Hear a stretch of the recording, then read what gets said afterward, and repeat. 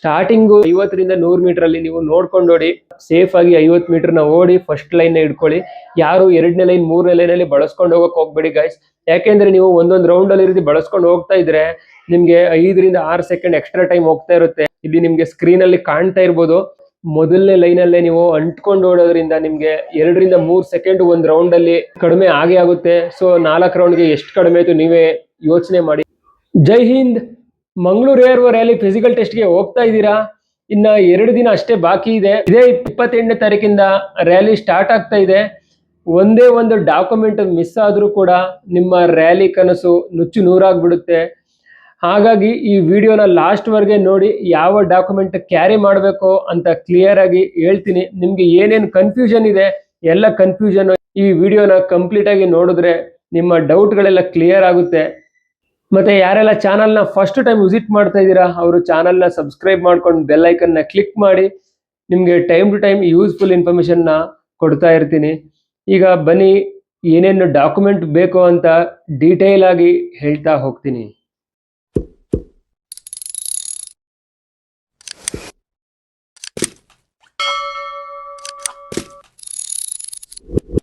First one 10th marks card, original marks ಕಾರ್ಡ್ನ ತಗೊಂಡೋಗಿ. Second document Aadhaar card original ಇರಬೇಕು. 10th marks card ಕೂಡ original ಇರಬೇಕು. ಮತ್ತೆ ನೀವು ಯಾವ್ಯಾವ ಡಾಕ್ಯುಮೆಂಟ್ನ ತಗೊಂಡೋಗ್ತೀರಾ ಎಲ್ಲಾದ್ರದ್ದು 2 ಸೆಟ್ಟು ಜೆರಾಕ್ಸ್ನ ತಗೊಂಡೋಗಿ. ಮತ್ತೆ 10th marks card, Aadhaar card ಎರಡರಲ್ಲೂ ಕೂಡ ನಿಮ್ಮ name, father name, mother name 3 match ಆಗಬೇಕು. ಒಂದು ಸ್ಪೆಲ್ಲಿಂಗು ಆ ಕಡೆ ಈ ಕಡೆ ಆದ್ರೂ ರಿಜೆಕ್ಟ್ ಮಾಡ್ತಾರೆ. ಒಂದೊಂದು ಸ್ಪೆಲ್ಲಿಂಗು, ಫಾರ್ ಎಕ್ಸಾಂಪಲ್ ಗೌಡ ಅಂತ ಇದೆ ಅನ್ಕೊಳ್ಳಿ, ಕೆಲವೊಂದು ಕಡೆ GOWDA ಅಂತ ಬರುತ್ತೆ, ಒಂದ್ ಕಡೆ GOUDA ಅಂತ ಬರುತ್ತೆ. ಅದರಲ್ಲಿ ಓದೋದಕ್ಕೆ ಒಂದೇ ತರ ಇದೆ, ಆದ್ರೆ ಯು ಮತ್ತೆ W ಡಿಫ್ರೆನ್ಸ್ ಬರ್ತಾ ಇದೆ.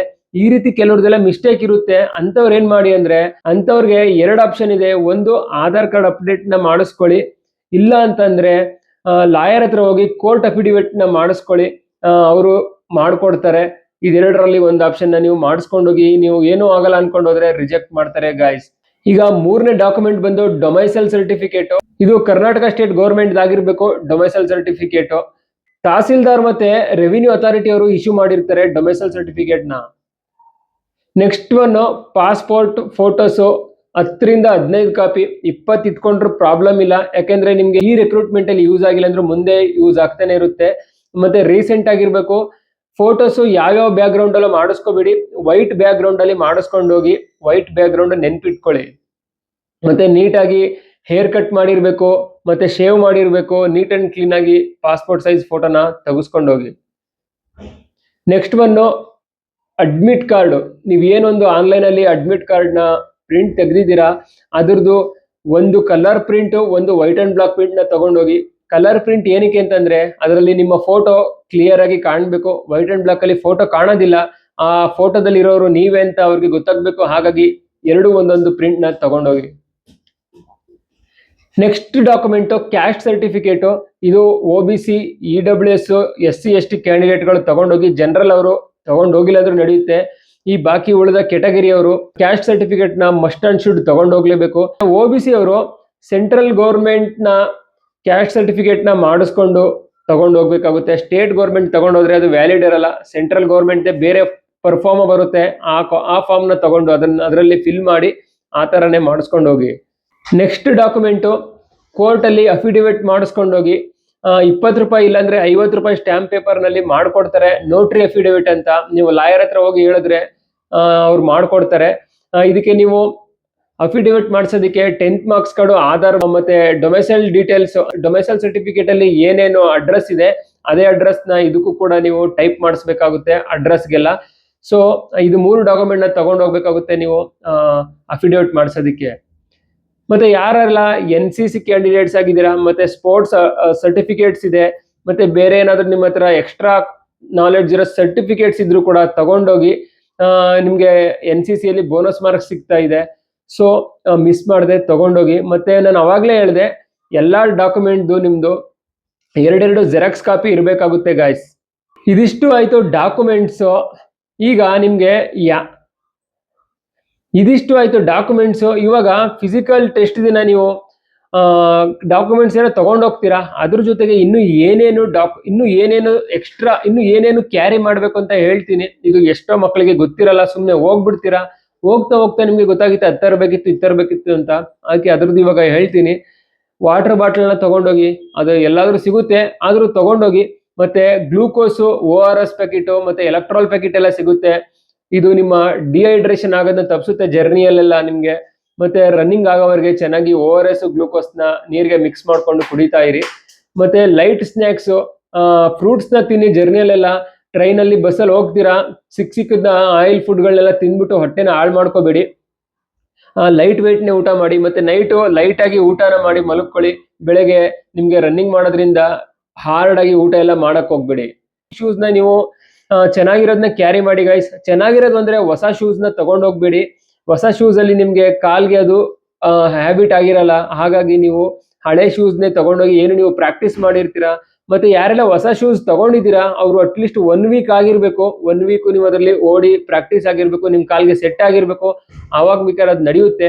ಹೊಸದಾಗಿ ನೀವು ಹೋಗ್ತಾ ಹೋಗ್ತಾ ಹೊಸ ಶೂಸ್ ತಗೊಂಡೋಗ್ಬೇಡಿ. ಮತ್ತೆ ಕೆಲವ್ರಿಗೆಲ್ಲ ಕನ್ಫ್ಯೂಸ್ ಇರುತ್ತೆ, ಸರ್ ನಾನು ಬರಿಗಾಲಲ್ಲಿ ಪ್ರಾಕ್ಟೀಸ್ ಮಾಡಿದ್ದೀನಿ, ಶೂ ಅಲ್ಲಿ ಓಡ್ಬೋದಾ, ಅದು ಸಿಂಥೆಟಿಕ್ ಟ್ರ್ಯಾಕ್ ಅಲ್ವಾ, ಏನಾದ್ರು ಆಗುತ್ತಾ ಅಂತ. ಇಲ್ಲ, ಅದು ಸಿಂಥೆಟಿಕ್ ಟ್ರ್ಯಾಕ್ ಆಗಿರ್ಲಿ, ಸೆಂಡಲ್ ಟ್ರ್ಯಾಕ್ ಆಗಿರ್ಲಿ ಗೈಸ್, ಬರಿಗಾಲಲ್ಲಿ ಪ್ರಾಕ್ಟೀಸ್ ಮಾಡಿದ್ರೆ ಬರಿಗಾಲಲ್ಲೇ ಓಡಿ. ನೀವು ಶೂಸ್ ಅಲ್ಲಿ ಪ್ರಾಕ್ಟೀಸ್ ಮಾಡಿದ್ರೆ ಶೂಸ್ ಅಲ್ಲೇ ಓಡಿ. ನೀವು ಯಾವ್ದ್ರಲ್ಲಿ ಮಾಡಿರ್ತೀರಾ ಅದರಲ್ಲೇ ಓಡಿದ್ರೆ ನಿಮ್ಗೆ ಟೈಮ್ ಬರೋದು, ಇಲ್ಲ ಅಂದ್ರೆ ಟೈಮಿಂಗು ನಿಮ್ಗೆ ಬರಲ್ಲ, ಫೇಲ್ ಆಗ್ಬಿಡ್ತೀರಾ. ಲೈಟ್ ವೆಯ್ಟ್ ಇರೋದು ಬನಿಯನ್ನು ಮತ್ತೆ ಶಾರ್ಟ್ಸ್ ನ ಹಾಕೊಂಡೋಗಿ. ಯಾಕೆಂದ್ರೆ ನಾವು ರನ್ನಿಂಗ್ ಮಾಡ್ಬೇಕಾದ್ರೆ ಎಷ್ಟು ಸುಸ್ತಾಗುತ್ತೆ ಅಂದ್ರೆ, ಒಂದು ವಾಚ್ ಕೂಡ ನಮ್ ಕೈಯಲ್ಲಿ ತುಂಬಾ ವೆಯ್ಟ್ ಅನ್ಸುತ್ತೆ. ವಾಚ್ ಅಲೋ ಇರಲ್ಲ, ನಿಮ್ಗೆ ಎಕ್ಸಾಂಪಲ್ ಹೇಳಿದ್ದು. ಹಾಗಾಗಿ ನೀವು ಲೈಟ್ ವೆಯ್ಟ್ ಬಟ್ಟೆಗಳನ್ನ ರನ್ನಿಂಗ್ ಅಲ್ಲಿ ಯೂಸ್ ಮಾಡಿ. ಅದಾದ್ಮೇಲೆ ಎಕ್ಸ್ಟ್ರಾ ಟಿ ಶರ್ಟ್, ಲೋಯರ್ ಎಲ್ಲ ತಗೊಂಡೋಗಿ. ಯಾಕಂದ್ರೆ ರನ್ನಿಂಗ್ ಮಾಡಿದ್ಮೇಲೆ ಫುಲ್ ಅದು ಸ್ವೆಟಿಂಗ್ ಆಗಿ ಒದ್ದೆ ಆಗ್ಬಿಡುತ್ತೆ, ಮತ್ತೆ ಚೇಂಜ್ ಮಾಡ್ಕೊಳ್ಳೋದಕ್ಕೆ ಬೇಕು. ಹಾಗಾಗಿ ಹೇಳ್ತಾ ಇದ್ದೀನಿ. ಮತ್ತೆ ಡಾಕ್ಯುಮೆಂಟ್ಸ್ನೆಲ್ಲ ಒಂದು ಡಾಕ್ಯುಮೆಂಟ್ಸ್ ಫೈಲ್ ನ ನೀಟಾಗಿ ಇಟ್ಕೊಳ್ಳಿ. ಅದನ್ನ ಅದ್ರ ಜೊತೆಲೆ ಇಟ್ಕೊಂಡು ಫೋಲ್ಡ್ ಆಗದಿರೋ ತರ, ಹರಿದೋಗದಿರೋ ತರ ಇಟ್ಕೊಳ್ಳಿ. ಸೇಫ್ ಆಗಿ ಡಾಕ್ಯುಮೆಂಟ್ ಫೈಲ್ ನ ಕ್ಯಾರಿ ಮಾಡಿ. ಮತ್ತೆ ಇಂಪಾರ್ಟೆಂಟ್ ಟಿಪ್ಸ್ ಏನಪ್ಪಾ ಅಂತಂದ್ರೆ ಮೊಬೈಲ್ ಫೋನು ಗ್ರೌಂಡ್ ಒಳಗಡೆ ಅಲೌಡ್ ಇರಲ್ಲ. ಹೊರಗಡೆ ನಿಮ್ನ ಒಂದ್ ಕಡೆ ಬ್ಯಾಗ್ ನೆಲ್ಲ ಇಡಿಸ್ತಾರೆ, ಅಲ್ಲೇ ಮೊಬೈಲ್ ನ ಸೈಲೆಂಟ್ ಮಾಡಿ ಇಟ್ಬಿಡಿ. ಮತ್ತೆ ಬ್ಯಾಗು ಇದನ್ನೆಲ್ಲ ಅವಾಯ್ಡ್ ಮಾಡಿ. ಜಾಸ್ತಿ ಲಗೇಜ್ಗಳನ್ನ ತಗೊಂಡೋಗಕ್ ಹೋಗ್ಬೇಡಿ. ಮತ್ತೆ ಕಾಸ್ಟ್ಲಿ ವಾಚ್ಗಳು ಮತ್ತೆ ಗೋಲ್ಡ್ ಚೈನು, ರಿಂಗ್ ಏನಾದ್ರು ಇದ್ರೆ ಕೈಗಳಲ್ಲಿ, ಅದನ್ನೆಲ್ಲ ಅವಾಯ್ಡ್ ಮಾಡಿ. ಮತ್ತೆ ಟೈಮಿಂಗು ನಿಮ್ಗೆ ಪಂಕ್ಚುಯಾಲಿಟಿ ಮೈಂಡ್ ಅಲ್ಲಿ ಇರಬೇಕು ಗೈಸ್. ಏನೋ 5 ಗಂಟೆಗೆ ಅವರು ಎಂಟ್ರಿ ಅಂತ ಹೇಳಿದ್ರೆ 5 ಗಂಟೆಗೆ ನೀವು ಅಲ್ಲಿ ಎಂಟ್ರಿ ಕೊಡಬೇಕಾಗುತ್ತೆ. ಲೇಟ್ ಆಗಿ ಹೋಗ್ಬೇಡಿ.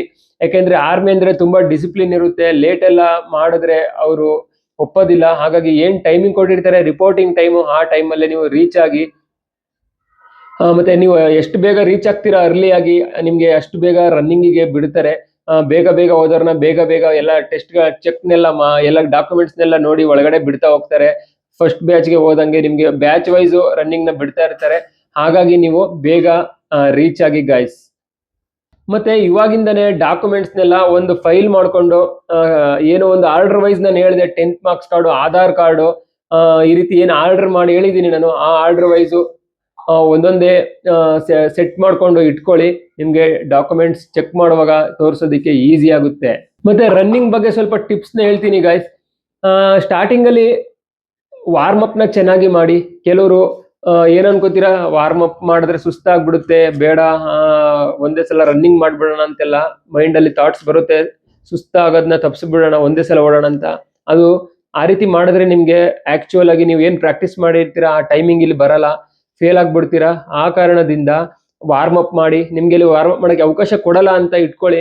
ನೀವು ನಿಂತ ಕಡೆನೆ ಬಾಡಿನ ಸ್ಟ್ರೆಚಿಂಗ್ ಮಾಡಿ, ಮತ್ತೆ ಜಂಪಿಂಗ್ ಎಕ್ಸರ್ಸೈಸ್ ನ ಮಾಡಿ, ಸ್ವಲ್ಪ ಬಾಡಿನ ವಾರ್ಮ್ ಅಪ್ ಮಾಡ್ಕೊಳ್ಳಿ.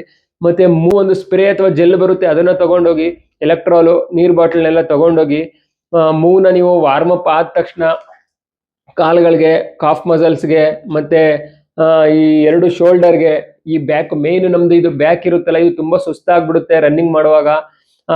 ನಿಮ್ಗೆ ಚೆನ್ನಾಗಿ ಈ ಬ್ಯಾಕ್ ಸೈಡ್ ಅಲ್ಲೆಲ್ಲ ಮೂವ್ ನ ಹಚ್ಕೊಂಡು ಹೋಗೋದ್ರಿಂದ ನಿಮ್ಗೆ ಲಾಸ್ಟ್ 200 ಮೀಟರ್ ಅಲ್ಲಿ ಹೆಲ್ಪ್ ಮಾಡುತ್ತೆ. ಮಸಲ್ಸ್ ನ ಹೀಟ್ ಆಗಿ ಇಟ್ಕೊಳ್ಳುತ್ತೆ ಇದು. ಸ್ಟಾರ್ಟಿಂಗು 100 ಮೀಟರ್, 50ರಿಂದ 100 ಮೀಟರ್ ಅಲ್ಲಿ ನೀವು ನೋಡ್ಕೊಂಡು ನೋಡಿ. ತುಂಬಾ ನುಗ್ಲಾಗುತ್ತೆ, ಬಿದ್ಬಿಟ್ರೆ ಮುಗೀತು ಕತೆ, ಇನ್ ಎದ್ದೇಳಕ್ಕಾಗಲ್ಲ, ಇನ್ ಗಾಯ ಮಾಡ್ಕೊಂಡು ಮನೆಗೆ ಹೋಗೋದೆ. ಅದಕ್ಕಿಂತ ಸೇಫ್ ಆಗಿ 50 ಮೀಟರ್ನ ಓಡಿ ಫಸ್ಟ್ ಲೈನ್ ಹಿಡ್ಕೊಳ್ಳಿ. ಯಾರು 2ನೇ ಲೈನ್ 3ನೇ ಲೈನಲ್ಲಿ ಬಳಸ್ಕೊಂಡು ಹೋಗಕ್ ಹೋಗ್ಬೇಡಿ ಗೈಸ್. ಯಾಕೆಂದ್ರೆ ನೀವು ಒಂದೊಂದು ರೌಂಡ್ ಅಲ್ಲಿ ರೀತಿ ಬಳಸ್ಕೊಂಡು ಹೋಗ್ತಾ ಇದ್ರೆ ನಿಮ್ಗೆ 5ರಿಂದ 6 ಸೆಕೆಂಡ್ ಎಕ್ಸ್ಟ್ರಾ ಟೈಮ್ ಹೋಗ್ತಾ ಇರುತ್ತೆ. ಮೊದಲನೇ ಲೈನ್ ಇರುತ್ತಲ್ಲ, ಆ ಮೊದಲನೇ ಲೈನ್ ಅಲ್ಲೇ ನೀವು ಅಂಟ್ಕೊಂಡು ಓಡಬೇಕು. ಇಲ್ಲಿ ನಿಮ್ಗೆ ಸ್ಕ್ರೀನ್ ಅಲ್ಲಿ ಕಾಣ್ತಾ ಇರ್ಬೋದು, ಮೊದಲನೇ ಲೈನ್ ಅಲ್ಲೇ ನೀವು ಅಂಟ್ಕೊಂಡು ಓಡೋದ್ರಿಂದ ನಿಮ್ಗೆ 2ರಿಂದ 3 ಸೆಕೆಂಡ್ ಒಂದ್ ರೌಂಡ್ ಅಲ್ಲಿ ಕಡಿಮೆ ಅಂದ್ರೂ 3 ಸೆಕೆಂಡ್ ಕಡಿಮೆ ಆಗೇ ಆಗುತ್ತೆ. ಸೊ 4 ರೌಂಡ್ಗೆ ಎಷ್ಟು ಕಡಿಮೆ ಆಯ್ತು ನೀವೇ ಯೋಚನೆ ಮಾಡಿ. ಹಾಗಾಗಿ ಮೊದಲನೇ ಲೈನ್ ಅಲ್ಲೇ ಫುಲ್ ಅಂಟ್ಕೊಂಡೋಗಿ, ಮತ್ತೆ ಫಾಲೋ ರೇಸ್ ನ ಮಾಡಿ. ಯಾರು ಮುಂದೆ ಓಡ್ತಾ ಇರ್ತಾರೆ ಅವ್ರನ್ನ ಹಿಡ್ಕೊಂಡು ಓಡ್ತಾ ಇರಿ. ಅವರು ಸ್ಲೋ ಅನ್ಸಿದ್ರೆ ಮತ್ತೆ ಅವ್ರನ್ನ ಬೀಟ್ ಮಾಡ್ಕೊಂಡು ಮುಂದೆ ಹೋಗಿ. ಇದಿಷ್ಟು ನೀವು ತಲೆಯಲ್ಲಿ ಇಟ್ಕೊಂಡು ಓಡಿದ್ರೆ ಆರಾಮಾಗಿ 5.5 ನಿಮಿಷದಲ್ಲಿ ನೀವು ರನ್ನಿಂಗ್ ನ ಕಂಪ್ಲೀಟ್ ಮಾಡಿ ಎಕ್ಸಲೆಂಟ್ ಗ್ರೂಪ್ ಅಲ್ಲಿ ಹೋಗ್ಬೋದು. ಮತ್ತೆ ಫಸ್ಟ್ ಗ್ರೂಪ್ ಅಲ್ಲೇ ಕಂಪ್ಲೀಟ್ ಮಾಡೋದಕ್ಕೆ ಟ್ರೈ ಮಾಡಿ, ನಿಮ್ಗೆ ಬೋನಸ್ ಮಾರ್ಕ್ಸ್ ಸಿಗುತ್ತೆ. ಮತ್ತೆ ಎಷ್ಟು ಜಾಸ್ತಿ ಸಿಗುತ್ತೆ ಅಷ್ಟು ಮಾರ್ಕ್ಸ್ ನಿಮ್ಗೆ ಮುಂದೆ ಫೈನಲ್ ಮೆರಿಟ್ ಅಲ್ಲಿ ಹೆಲ್ಪ್ ಆಗುತ್ತೆ ಗಾಯ್ಸ್. ಮಂಗಳೂರು ಏರೋ ರೇಂಜ್ ಅಲ್ಲಿ ಯಾವ ಡಿಸ್ಟಿಕ್ ಬರುತ್ತೆ ಅಂತ ಹೇಳ್ತೀನಿ. ಈ ಡಿಸ್ಟಿಕ್ ಅವರು ಅಟೆಂಡ್ ಮಾಡ್ಬೇಕಾಗುತ್ತೆ: ಬಾಗಲಕೋಟೆ, ವಿಜಯಪುರ, ಧಾರವಾಡ, ಉತ್ತರ ಕನ್ನಡ, ದಕ್ಷಿಣ ಕನ್ನಡ, ಉಡುಪಿ, ದಾವಣಗೆರೆ, ಗದಗ, ಹಾವೇರಿ, ಚಿಕ್ಕಮಗಳೂರು, ಶಿವಮೊಗ್ಗ. ಇದಿಷ್ಟು ಡಿಸ್ಟಿಕ್ ಅವರು ಅಟೆಂಡ್ ಮಾಡ್ಬೇಕಾಗುತ್ತೆ ಗಾಯ್ಸ್. ಇವಾಗ ನಿಮ್ಮ ಡೌಟ್ ಎಲ್ಲ ಕ್ಲಿಯರ್ ಆಗಿದೆ ಅನ್ಕೋತೀನಿ ಗಾಯ್ಸ್. ಏನೇನ್ ಡಾಕ್ಯುಮೆಂಟ್ ನ ಫಿಸಿಕಲ್ಗೆ ಕ್ಯಾರಿ ಮಾಡ್ಬೇಕಂತ.